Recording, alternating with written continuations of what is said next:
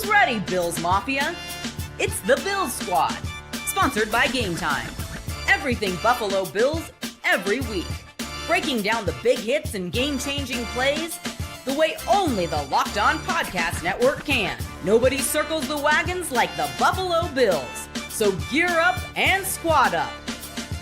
The Bills Squad show starts now. And welcome back, Bills Squad. Bills Mafia, rather. We are the Bills Squad show. We're kind of flustered, running around. Training camp's underway. We're all, working to cover it and be here on time and do the best we can. And we're a few minutes late. We thank you for waiting for us. But Jeremy White, Joe Marino, and Jerry Ostrowski here for your Bills Squad show. Second one of the week after a overcast day at St. John Fisher. So plenty to report from training camp today. Storylines, all the stuff. We'll get into Max Hairston, the injury that was feared to be terrible, that does not look to be nearly as bad. And there's lots of branches to shoot off on what to expect now from the rest of the cornerback room. So Max Hairston, the rest of the injuries updated. Some players returning, some players still missing time. I want to talk to you guys about mental reps, if the Bills can kind of learn any lesson from Cole Bishop missing time and being behind. Can Hairston catch up quickly? I know you both want to talk about Osiris Torrance. We'll get to the Hall of Fame game because football starts tonight and all of that. So good afternoon. Happy preseason. Happy Hall of Fame game. Right, guys? Jerry, Joe, who's got the vibes for tonight's Hall of Fame game? It's football, kind of, right? No, it's not. Well, Jerry says no. I can't say anything different. I can at least admit that I'm somewhat excited, right? There's going to be some young players on the field, and I'm a nerd with the prospects, so I'm always excited to kind of get a look at them. But, we know that those teams having the extra preseason game, there's probably going to be an abundance of caution with how they proceed. But I'll be happy to see football plays that I've never seen before happening on a TV screen, so I'll take it. Yeah. Yes, I mean, you got a game. You're basically starting the season, which is good. There'll be a lot of sunflower seed shells on the field tonight by the vets sitting over there with towels wrapped around their necks and baseball hats on, watching all the young guys and undrafted free agents run around with exuberance as they try to make a mark in the National Football League. But, yeah, I mean, if you want to be positive about it, we have football, which is always good. Always good. So we had football today at St. John Fisher, another practice. It was rainy through the morning, overcast, a far cry from Tuesday when it was 100 degrees out there. It was overcast today, so probably a good day of work. No heat-related issues or guys leaving the field. Dawson Knox returned to practice. Tyrell Shavers returned to practice. Elijah Moore returned to practice. Those are three nice gets. Cole Bishop out with a quad injury. He was added to the injury list. So more guys got in, then left. And, of course, the big story of the week, Maxwell Hairston, of course, not practicing as expected, not practicing. The timeline of it, guys, goes down, knee injury. We're all holding our breath. We then find out Ian Rappaport says a 3-week injury, 3-week timetable. I don't know anybody else is all that comfortable with such like an ironclad time frame, so the Bills might run this slowly, Joe. But it's great news on Hairston that appears to be a sprained LCL, ACL intact. So back on board with Hairston this year, but there's definitely going to be some fallout as a result of this. Yes, there's a lot here with this situation. I think, first of all, we can all celebrate that it's not a torn ACL and that the season's not going to be lost for Maxwell Hairston. But I will say this, it certainly complicates when he's able to make an impact for this Buffalo Bills defense. And I thought it was already complicated because, I'm out here watching these practices, and it's pretty obvious to me that Tre White's going to be the starter across from Christian Benford. And so now it becomes very interesting to me to see how the Bills handle this moving forward. I know that Rappaport says 3 weeks, but you know what Sean McDermott's never going to do? He's never going to put a timetable on an injury. And it makes sense because if you say 3 weeks and then it's 4, then that's a problem. And if it's less, then that's a problem too. So you don't want to marry yourself to it and then live in this world where people are holding you to time-wise. So I understand why Sean won't do that, but I am curious to see how the Bills leverage this injury.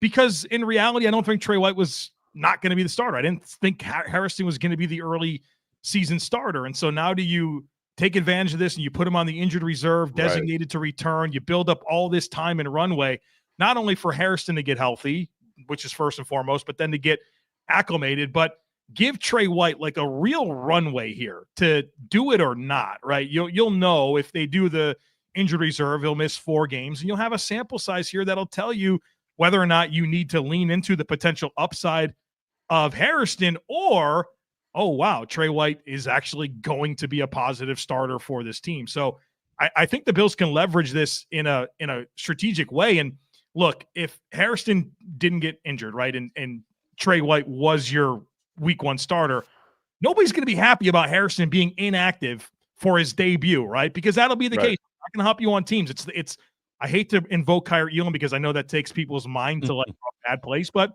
it's a situation where just like Kyle Elam, he was the starter inactive, or he was not and he was inactive. And I think that was kind of the road that this was headed.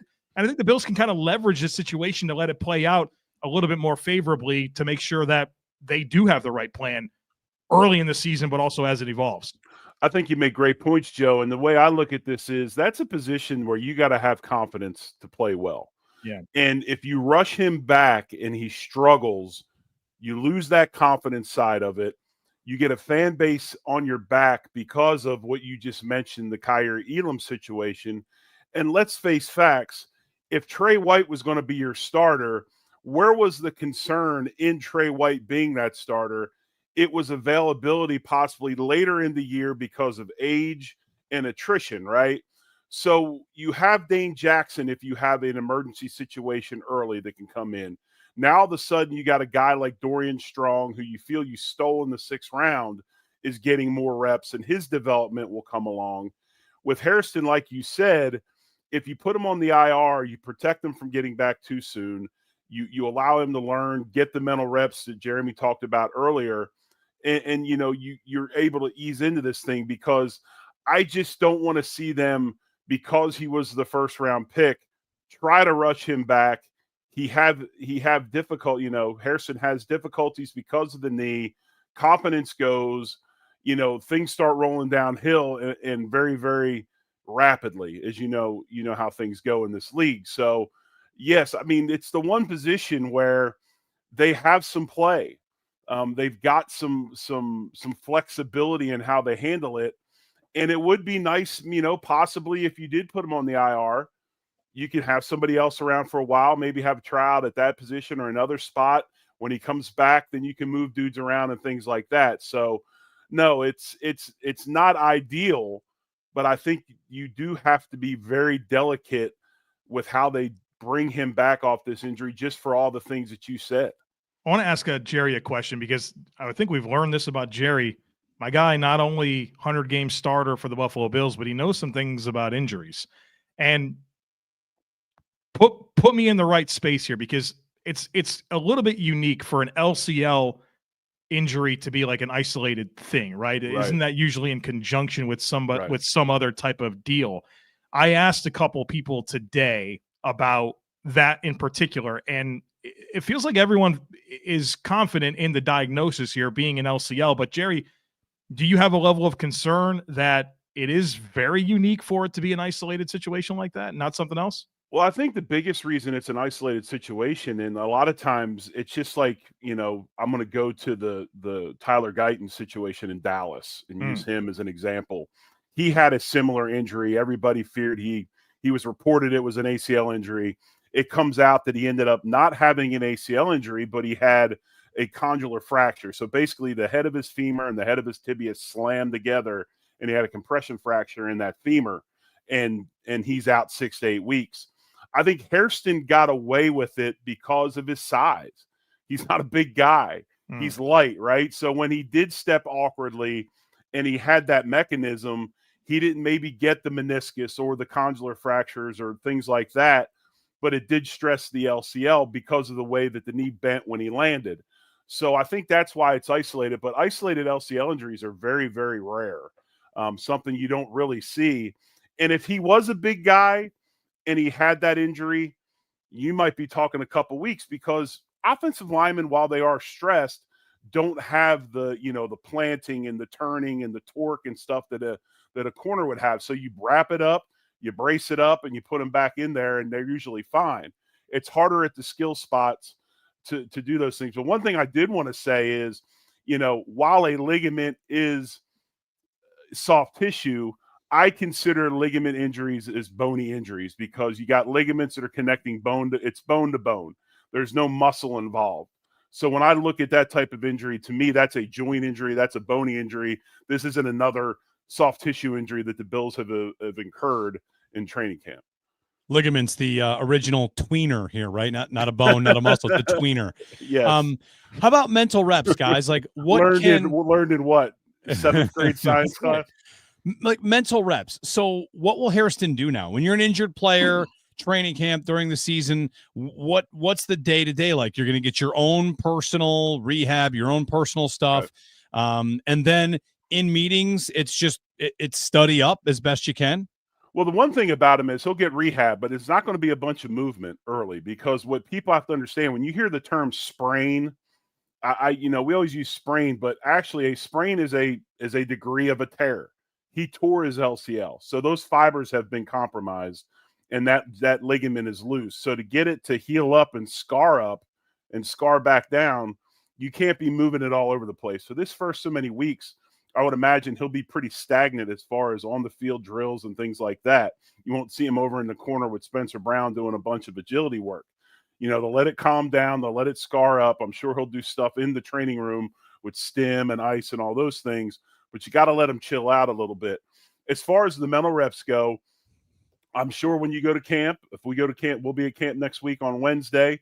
He'll have a play sheet. He'll have a schedule. He'll have all the defenses that are called.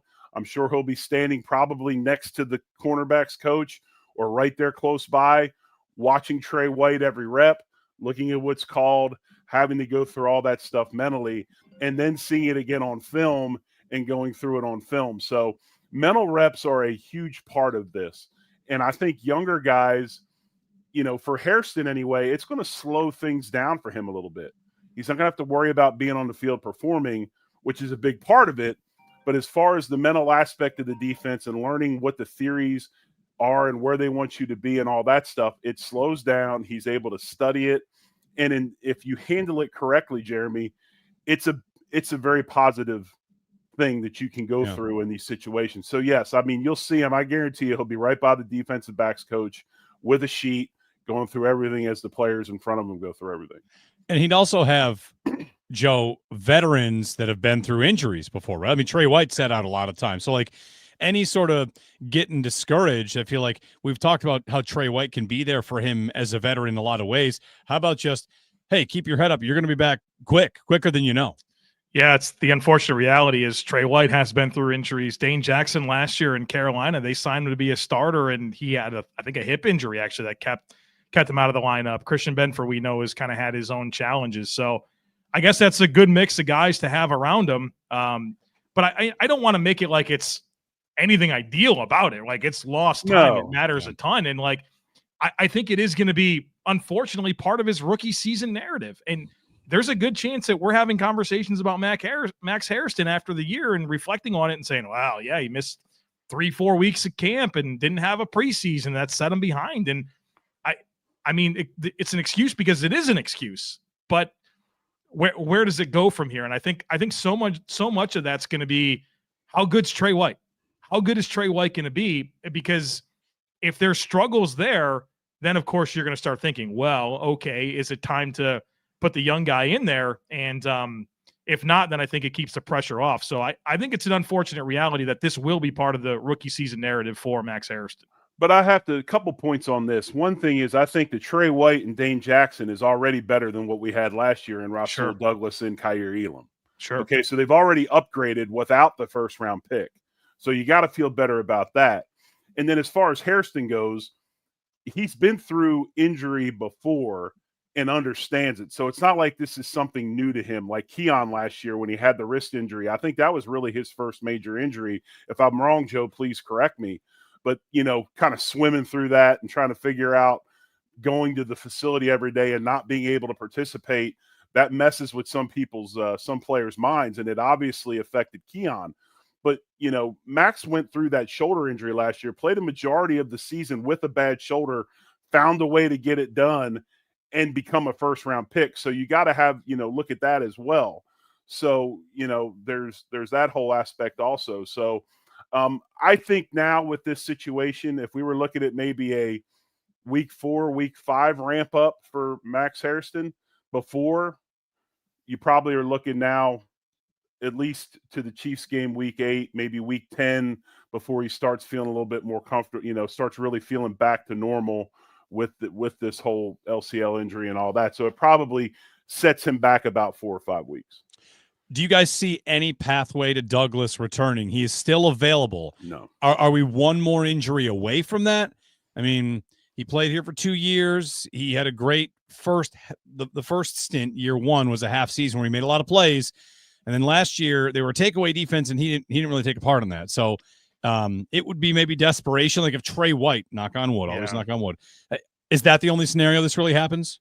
I think so. I think there needs to be another injury. And again, I'm not trying to spin this positively, but a silver lining is it does make some of that roster puzzle a little bit more simple to figure out, because you do potentially have the opportunity to do the injured reserve designate return. And so when we were talking about this corner room and you're trying to find a spot for Dane Jackson, Jamarcus Ingram, Brandon Codrington, Dorian Strong, it's very, very complicated, right? I think this maybe helps you get there. So I think they're okay for now, but there's still a lot of time for guys to get injured, right? It's the time of year. I said this a couple of weeks ago, like, welcome to the next 6 months of your life now being concerned about Bills injuries. And boy, they've lit us on fire right off the gate here. So I think they're well equipped, but I do think another injury has to happen for Ruel to be part of the mix. And it feels like he's being choosy, right?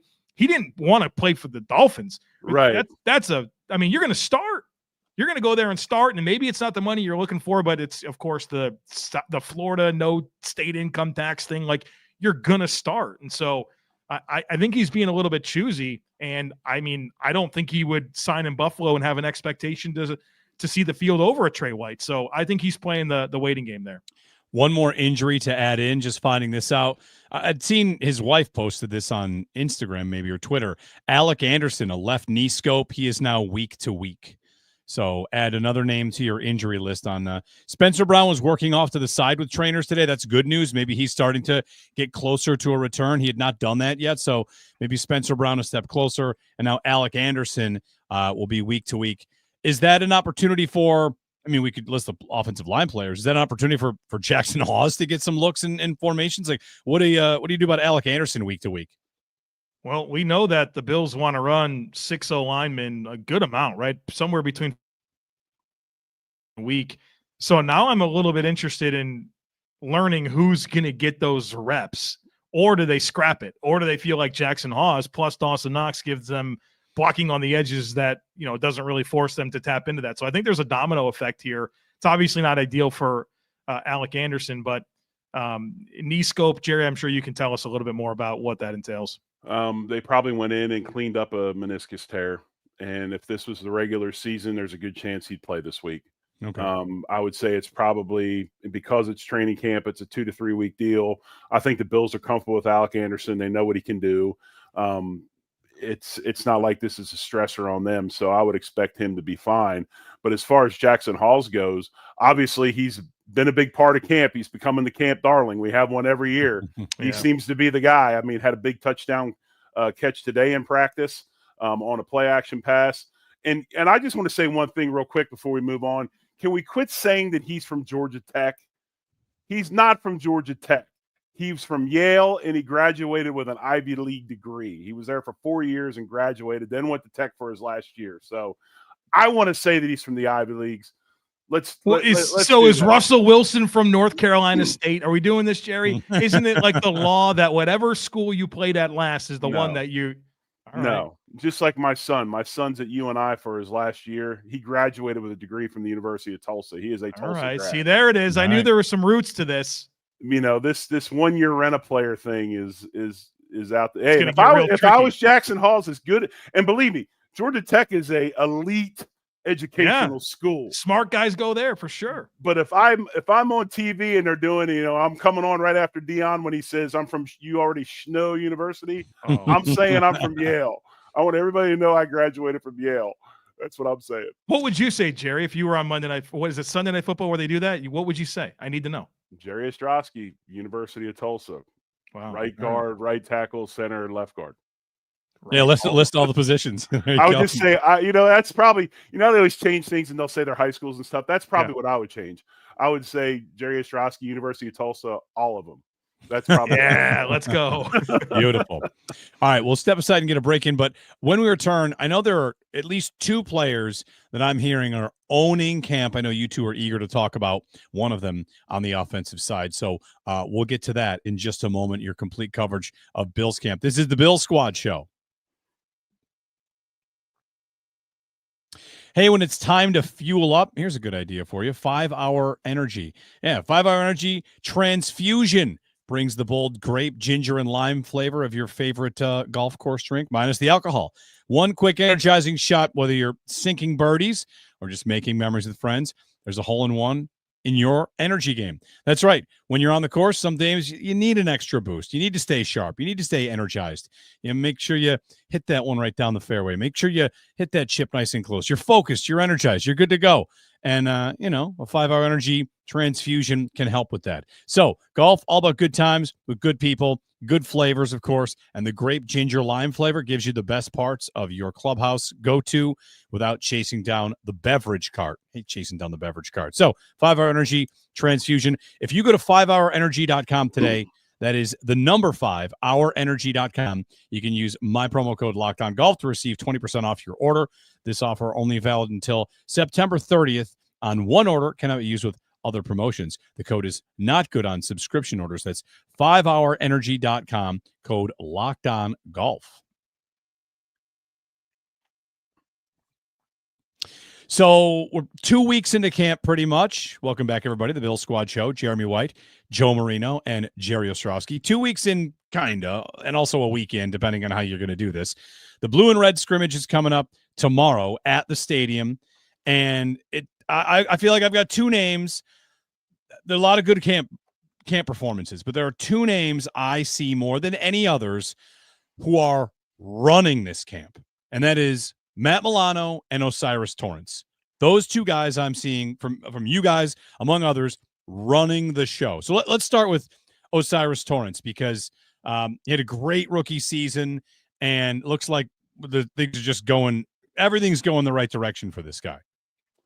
Yeah, go ahead. Joe. Year 3 for Osiris Torrance. It looks like it's going to be a big step for him. He's been good for 2 years, but we've kind of seen year 3 for a lot of Bills players be that magical year where it all comes together, and feels like he's primed to do that. Obviously, he's extension eligible after this year, but what he means to this run scheme is really, really critical. Obviously, he's a people mover, but with how the Bills pull, and even they'll do some longer pulls with their tackles, that's going to stress that play side guard to be able to sustain that block for a pretty good amount of time. And Osiris can do that. I think the area that you were looking for growth is pass pro. And there's been a lot of really good reps so far from him where I think he's moving his feet as well as he ever has.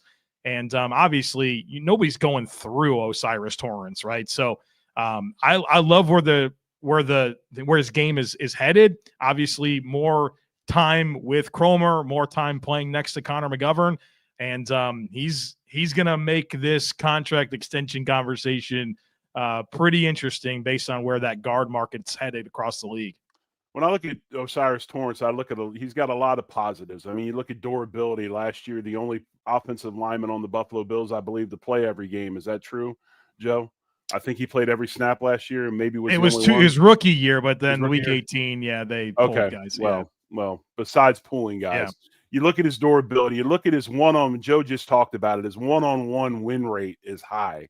He has the ability to win those down blocks, hold stuff off by himself. You look at so much inside play where there's a ton of double teams. The Bills are not a duo type run team. When I say duo, that is true blue, forcing double teams to move guys inside. They're not that team. His one-on-one win rate is really, really high. He's got built-in leverage, short levers, long arms. I think his hand usage is very, very good. He's got independent hands. And when you look at all these things, the one weakness he's had over his first 2 seasons is he doesn't lose reps, I don't believe, because of ability. He loses reps because of awareness. He just, doesn't quite understand where he needs to set. Getting to his spot on pass pro is a big topic. And, there's things like that you start learning as you go along. And it does not surprise me that now year 3 seems to be when those things, the intangibles, the light switch has gone off.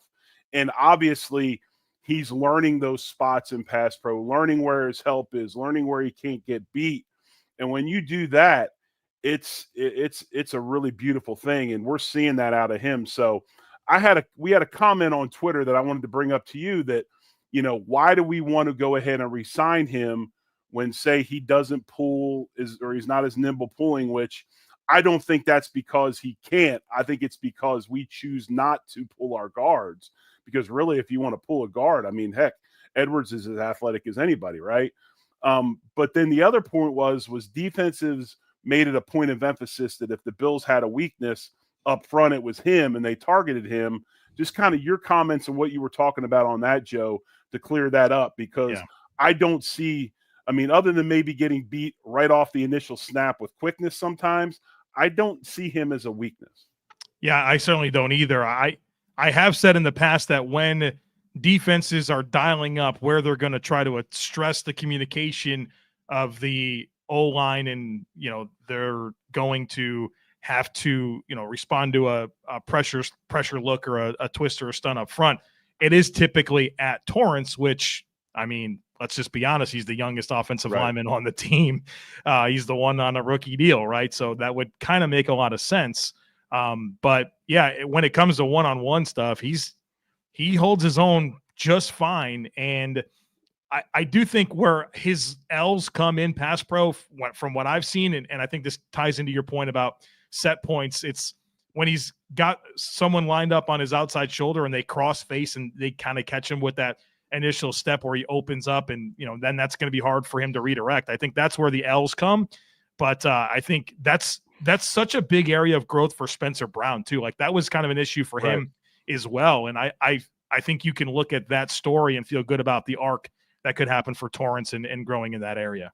Exactly. And that goes along with knowing where your help is, knowing where you can't get beat. And he's obviously starting to figure that out. Sorry, Jeremy. No, I was going to say, got a question here on the chat. Someone wrote in a question: if Cybo, not Cyborg, they call him Cybo, is such a people mover, why is it Josh never sneaks it his way? The Bills always go left on their sneaks, right? For the most part, Allen's going left.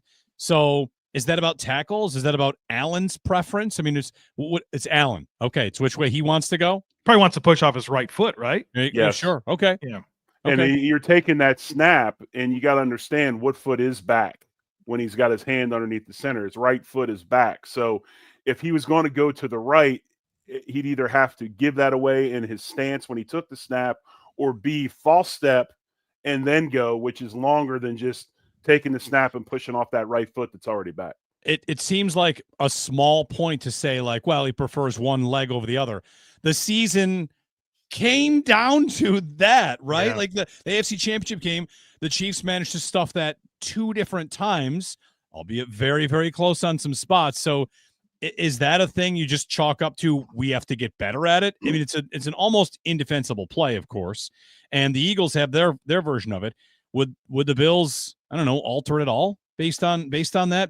Because if they got predictable, I feel like that's a question Bills fans would have asked. Did they get too predictable the same way every time? Yes, they did. And I agree with Ralph. I don't know why it doesn't go right either, honestly. That's where your dogs are. And I would be going that way as well, especially with everybody doing the tush push. It takes a second or a half a second to get the tailback or whoever's behind you to get you moving. So a little bit of hesitation to me wouldn't be a big deal. But no, I think it is predictability. If I was going to go ahead and try and stop the sneak of the Bills, I'm going to put my personnel, whether they slant there or they line up there, on the left side, because that's where he always goes. The other player I mentioned, Matt Milano, who I think came into this year, he redoes the contract. They make it so he's a UFA at the end of the season. And that's one of those, the player's betting on himself. The Bills they're working on cap space, working on a number of things. When I saw that restructure, guys, I thought the Bills want to be careful here. And they want to make sure that they're going to give Milano an opportunity. And UFA sounds good for both sides because, hey, if everything works out great, then more power to you. Maybe you're back. he at camp, he looks great. It's the Matt Milano of old at this point. Like, he looks like he's everywhere.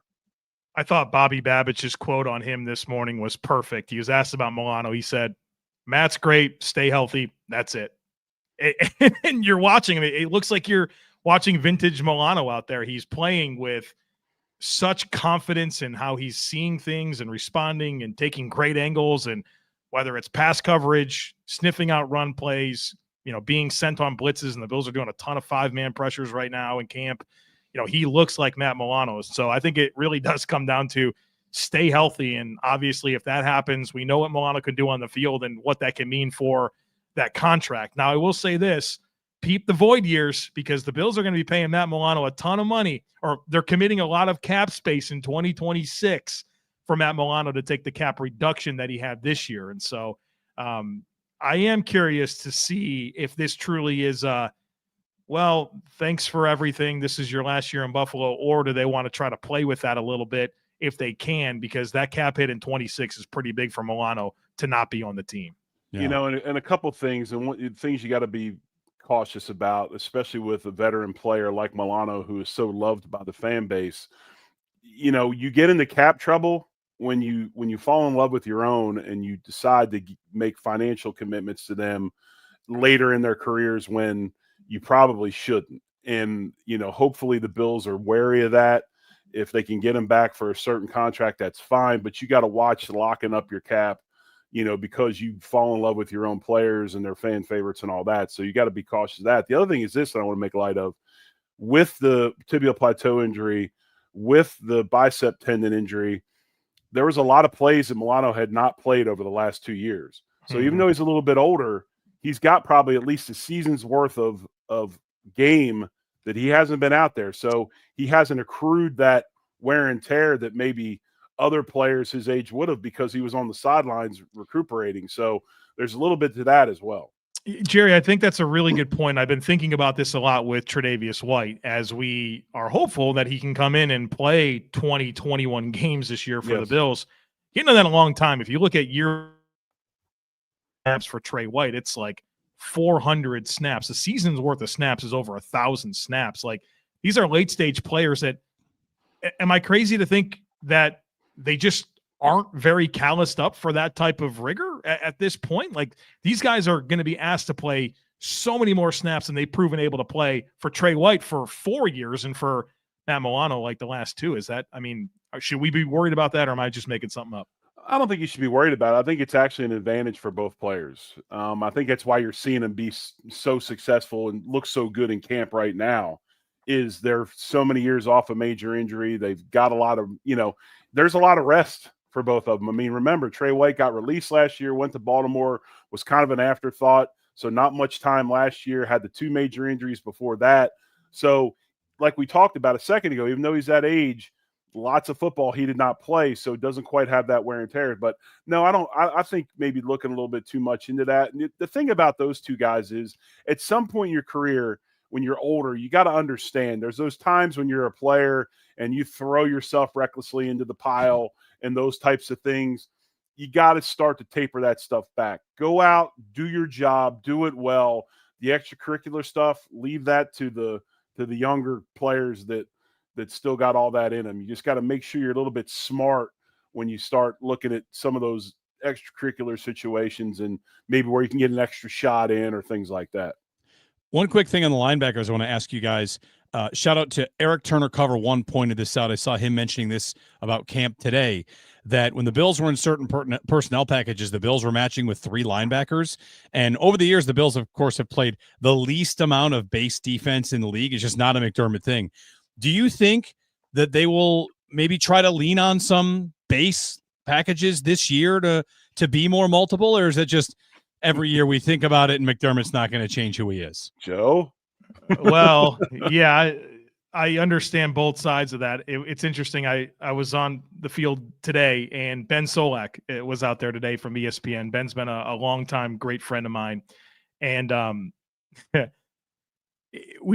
he didn't know that Ryan Nielsen was part of this coaching staff. He goes, "Oh, Ryan Nielsen's here." And I was like, "Yeah, literally look at the field right now. It's a 5-man front." He goes, Buffalo's in a 5-man front. He said Buffalo's going to play defense different this year. And he had like this big moment. He goes, Ben even said, and I don't want to steal his talking point. He says, if the Bills win the Super Bowl this year, to me, the biggest story is going to be that they played 5-man fronts and were willing to kind of change the way that they play defense. So, I mean, you can read the tea leaves and talk yourself into it, but I mean, obviously I'd like to see it happen, but I mean, the two teams that you got to beat are Baltimore and Kansas City.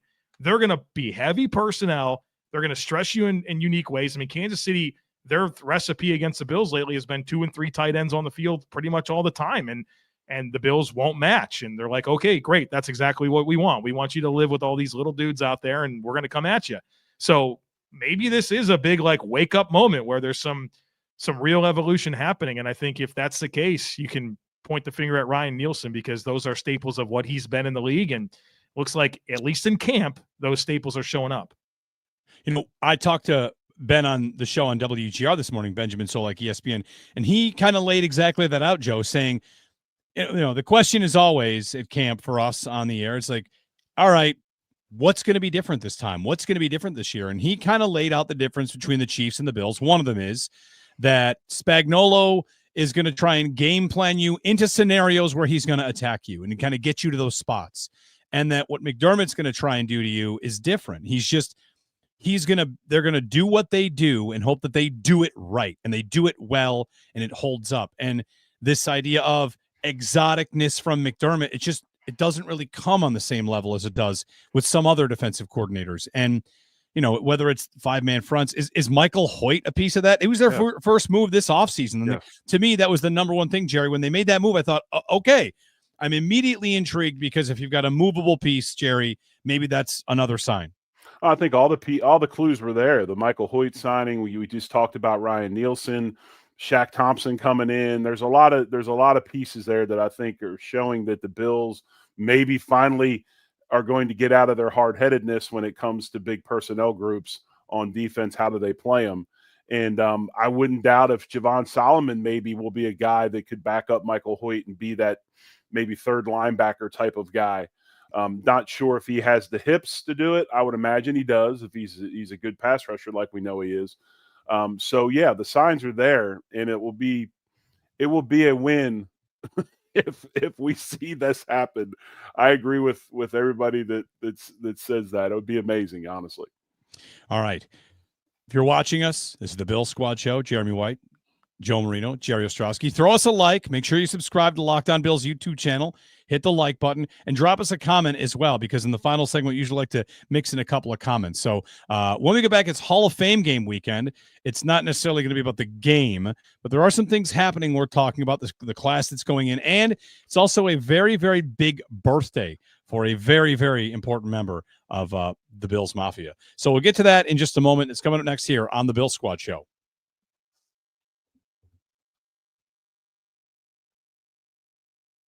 Hey, when it comes to managing your money, do you wish it felt easier? With Monarch Money, it can be easier. Whether you're growing your savings or planning a big purchase, Monarch puts you in the driver's seat. It's like having your own personal CFO, giving you full visibility and control over your finances.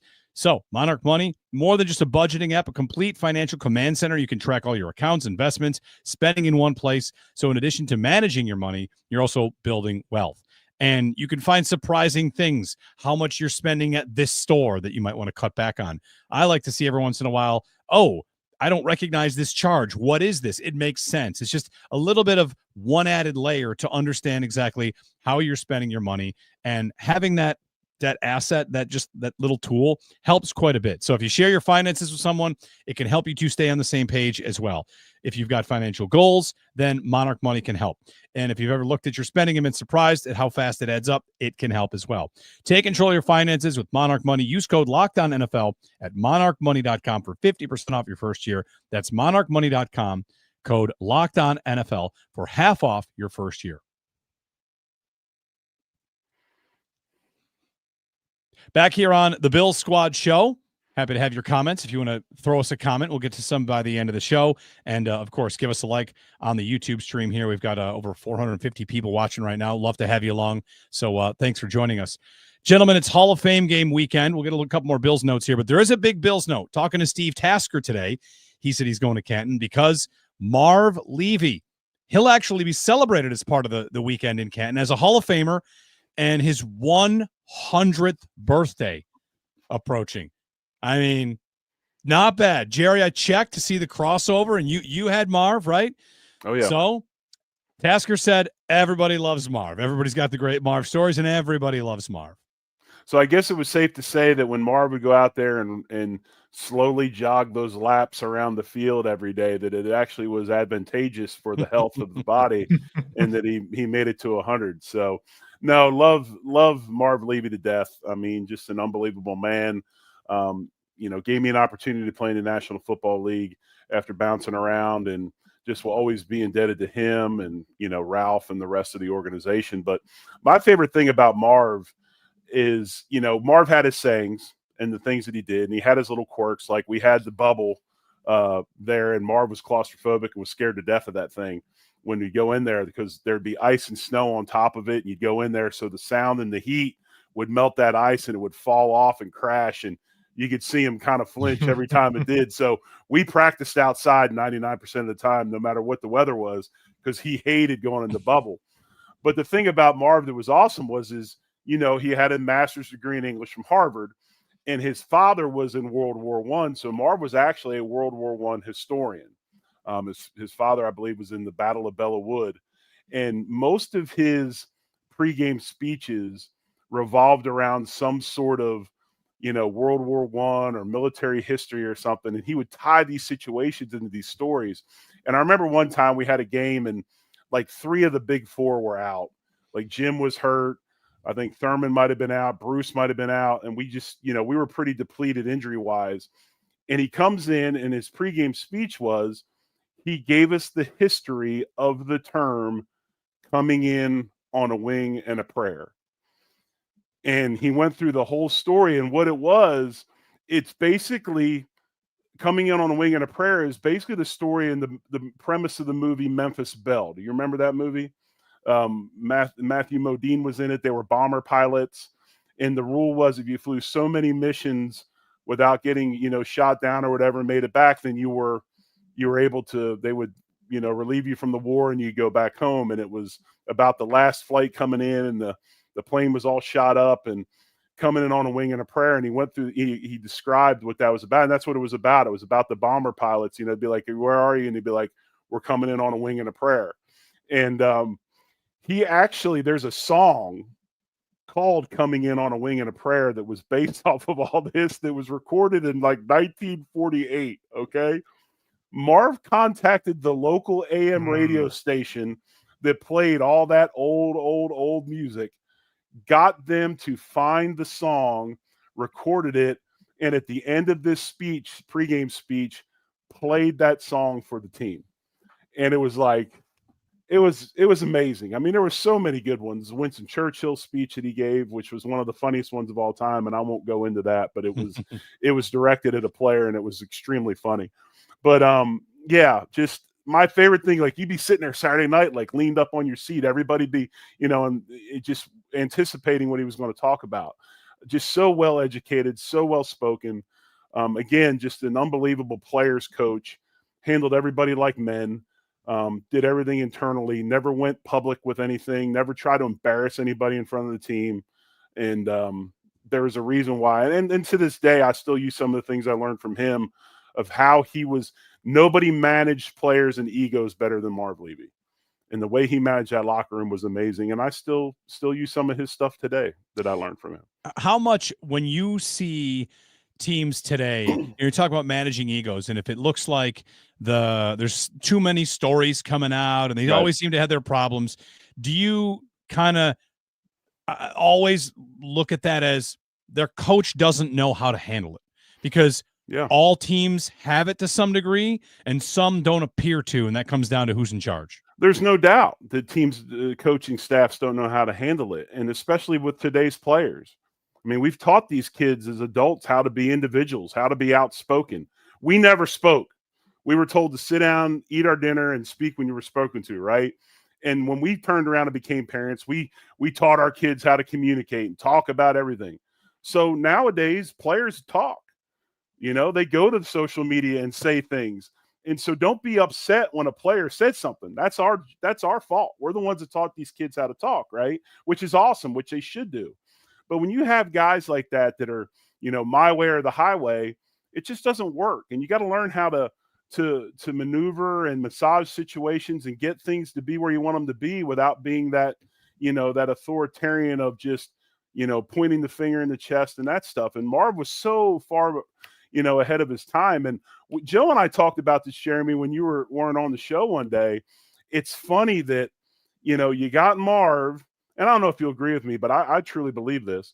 You got Marv, and then you have the drought and all these coaches, and then you've got this next coach that shows up that gets us out of the drought and has this amazing sustained success. Now, granted, Marv and this guy both had really, really good quarterbacks, but Sean McDermott is very similar to Marv Levy in a lot of ways. They're very, very similar. Both guys get slammed all the time. Oh, they're not tough enough. They're bullcrap.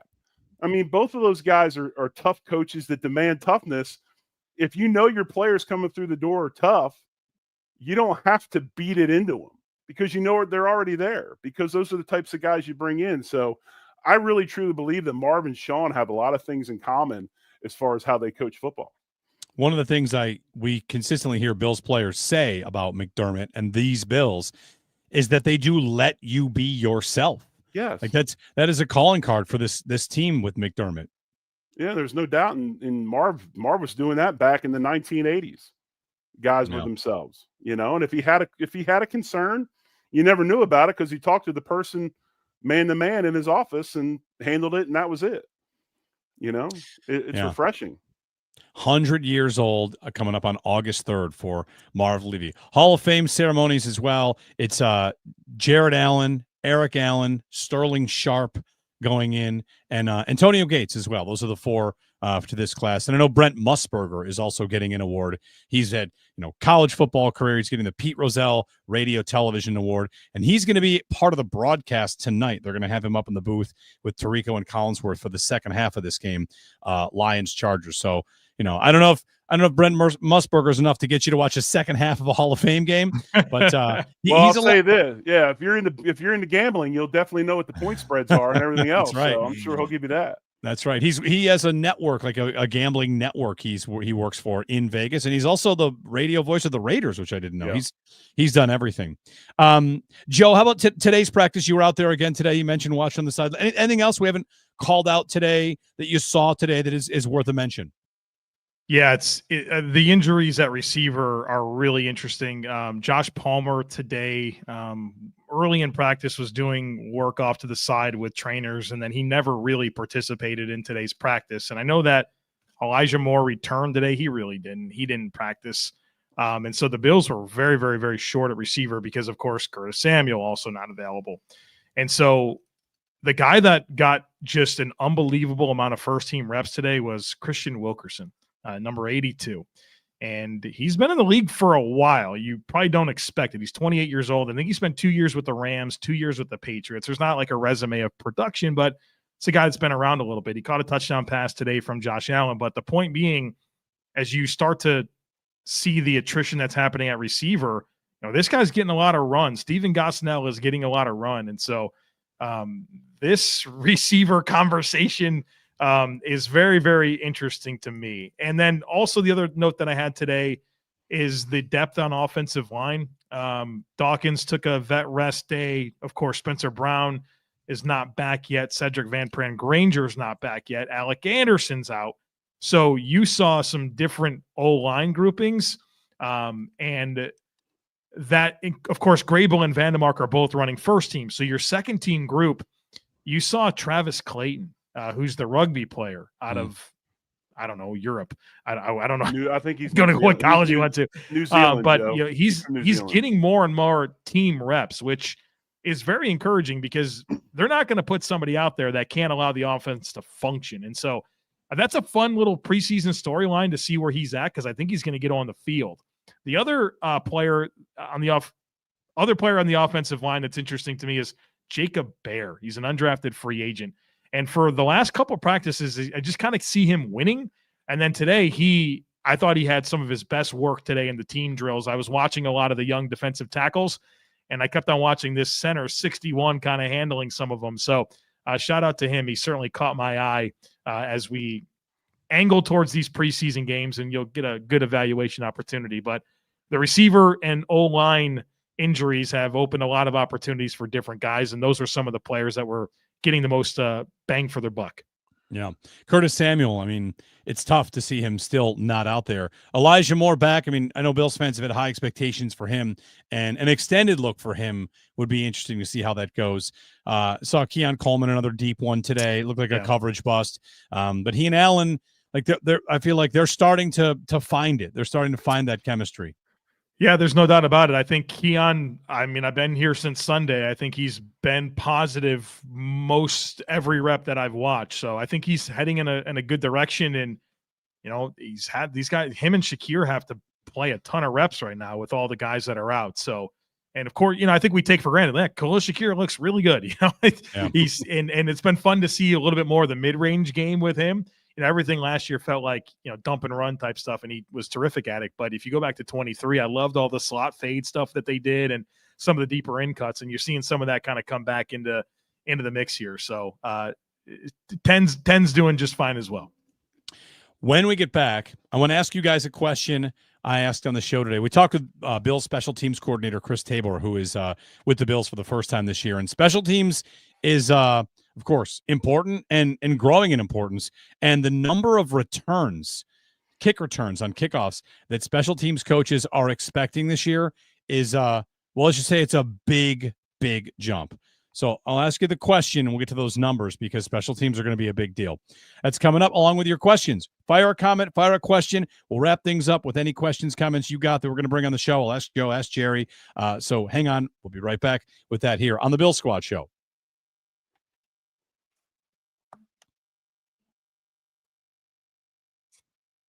All right, back here on the Bills Squad Show, Jeremy, Joe, and Jerry O. I asked this question today. How confident are you that you could explain the current kickoff rules in the NFL? Because they had the big change last year, then they tweaked them again. There's a small little tweak this year, but special teams coordinators are thinking it's going to be a big, big change. How confident?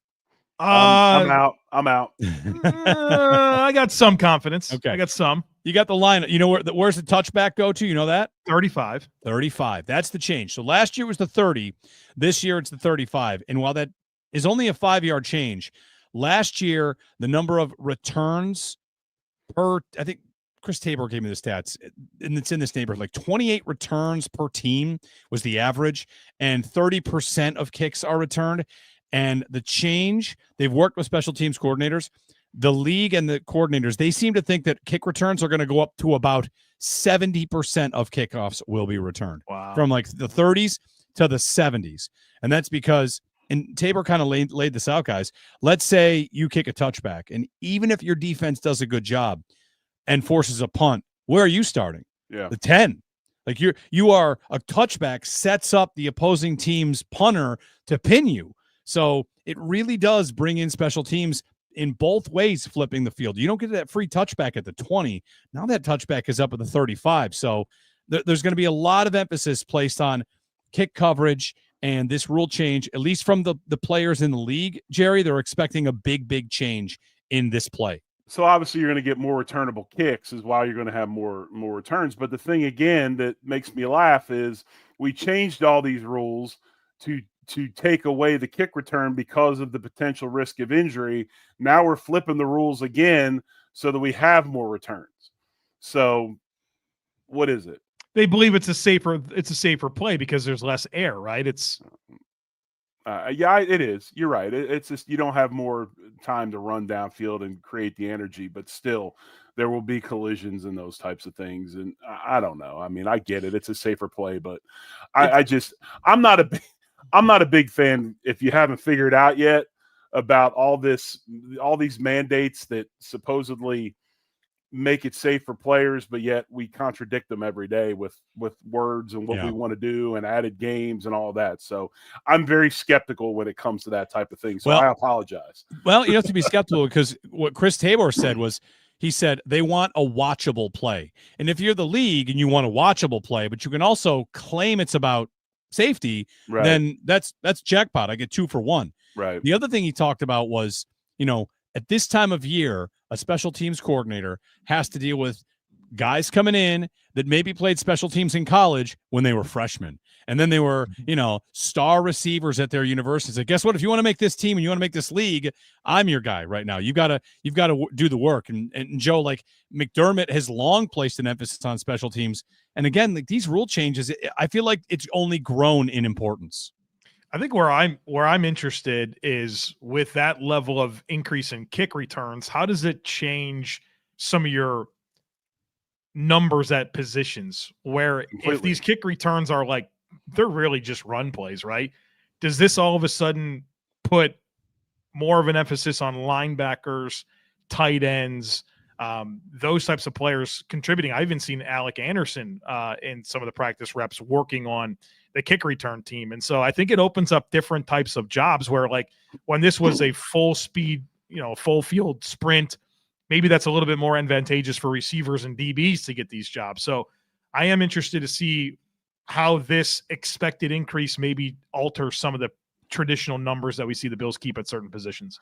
No, I think you're 100% correct. You got tight ends, even like your Solomons, your more athletic defensive Landon Jackson, ends. maybe. Right, exactly. If you're going to keep an extra D lineman, is he a defensive end as opposed to an inside guy because he needs to be on teams? That's, with 53 men on a roster and not even carrying that many on game day, that's a big thing. But special teams coaches, man, most organized coaches in any sport across the world, because think about him. Think about poor Tabor right now. 91 guys. You got about 30 of them on your injury report. You're going into a preseason game. You don't know who's available. You're trying to put a group out there. Those guys are very, very special people. So I asked him a question too, and I wonder what you guys think about this. We're about to enter an NFL season where Travis Hunter is going to play both sides of the ball in theory. Could that at all open a door for a coach saying, yeah, Keon Coleman can return punts? He's done it before, right? Could it open the door for, again, we've got the guy going offense and defense. Right. And maybe I say, like, all right, I don't have as much in the game plan for him this week. I've got a spot for Shakir. I've got a spot for Coleman. Micah Hyde fielded punts a little bit. That's all. I just wondered if the Travis Hunter is all the way to one side, we could see a little bit of a loosening on that for special teams coordinators. I'm advocating for the coordinators to, get the best guys they want if they feel like one of those guys could do it. My talking point on Khalil Shakir right now is if he's not going to play in 2 tight end or 2 back stuff, well, why not make him the punt returner? I think he's the best punt returner on the team, and he's going to play, I don't know, 10, 15, maybe 20% less snaps than a typical, like, highly featured receiver in an offense. I don't know. I wouldn't be upset about more punt return touches for Khalil Shakir, but yeah, that's really fascinating because they've worked so many different players in so far at kick and punt return. We'll see who gets the reps during the preseason, but it's a fascinating layer to this roster that I think is another one of those puzzle pieces that unlocks the rest of the conversation. Some of your most interesting and heated discussions amongst coaching staffs are the head coach, the special teams coordinator, offense and defense coordinator after they get the weekly injury report, and the special teams coordinator going, "Can I have him? No. Have him? No. Can I have him? Maybe. Can I?" You know what I'm saying? There's a lot of that goes into it, man. Those are interesting conversations. Another thing we got into, I was talking to him about Tyler Bass and, how he had a dip last year and kind of bounced back. And, his take on this Chris Tabor, Bill's special teams coordinator, was, it's kickers. That's what kickers do. They go through these ups and downs.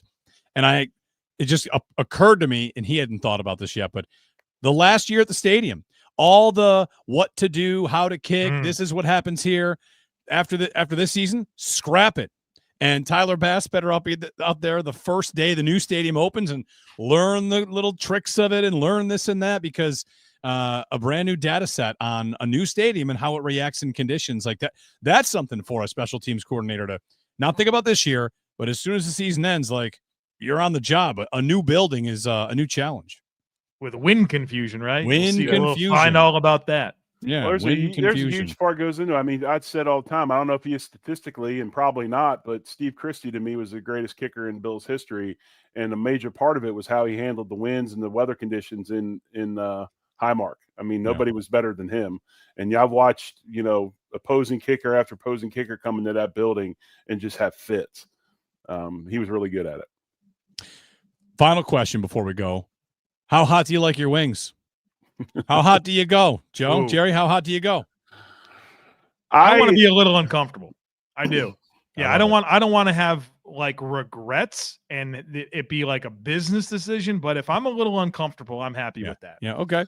When I was young, I wanted to feel my wings. Like I needed to feel them. They needed to make me water up and, burn my mouth and in turn feel them the next day as well, right? Yeah. Now a little much, Jerry, a little much. Now I'm more into the Cajun honey butters and the spicy and the sriracha buffalo or the sriracha barbecue and those types of things. So as I got older, not quite as much, but when I was younger, I needed to feel my wings. All right, I'm with Joe. I like horseradish. I want to be eating it and just be questioning, like, should I be doing this? Yeah, nothing better than hot horseradish. Yeah, that's right about the spot.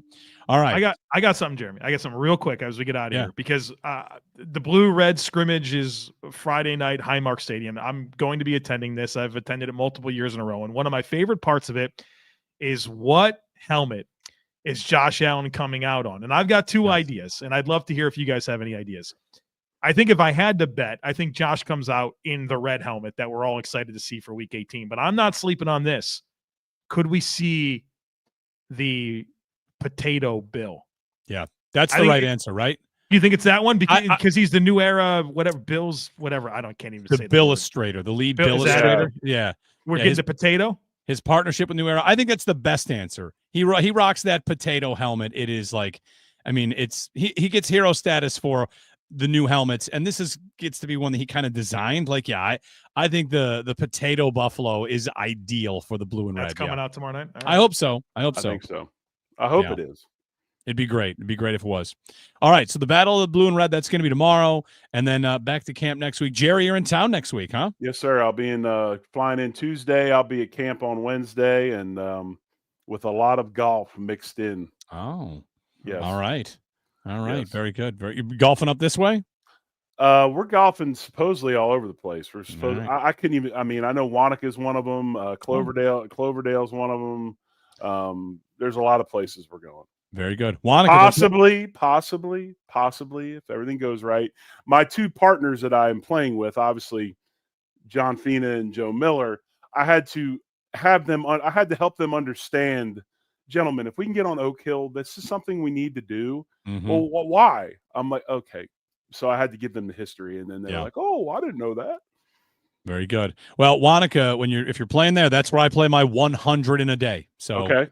Keep that in mind. It's a nice spot. All right, gentlemen, we're back next week. Enjoy the weekend. Enjoy the Battle of Blue and Red. Bills Mafia, thanks for watching and writing in and chiming in on the chat. Give us a like on the YouTube stream. Subscribe as well to the Locked On Bills channel, and we will check in next week. Until then, go Bills. Go Bills. Much love. Go Bills.